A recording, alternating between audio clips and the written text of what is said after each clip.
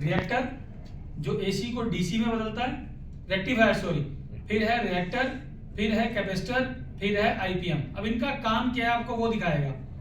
Rectifier पे AC voltage आती है, ये डीसी बनाता है, डीसी देता है रिएक्टर को, रिएक्टर देता है कैपेसिटर को, कैपेसिटर देता है डीसी वोल्टेज आईपीएम को, फिर आईपीएम क्या करती है, लेती डीसी है लेकिन निकालती 3 फेज एसी है, और कंप्रेसर मेरा चलता है एसी वोल्टेज पे।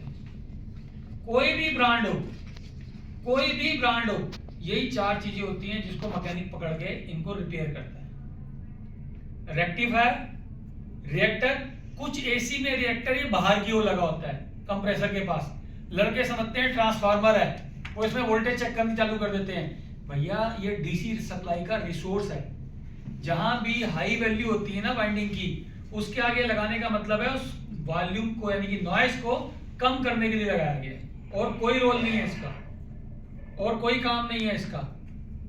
और उसके आगे क्या लगी है, आईपीएम, इसी आईपीएम के ऊपर हीटसिंक कॉइल होती है, एल्युमिनियम की पत्तियां होती है।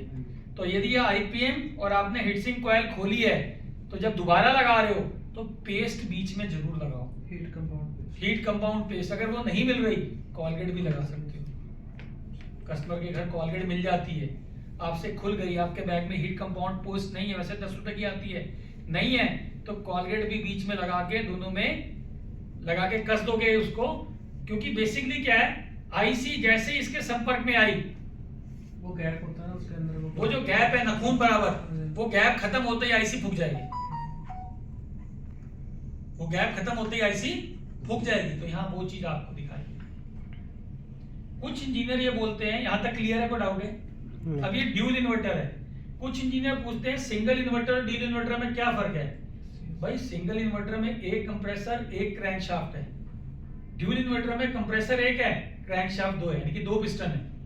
ट्रिपल इन्वर्टर में क्या है, 3 पिस्टन है, 3 पिस्टन है, यही फर्क है। मैं एक बार आपको दिखा भी देता हूं, जो चीज बोलता जाऊंगा साथ के साथ आपको दिखाता जाऊंगा, ताकि आपकी वो क्वेरी रहे ना।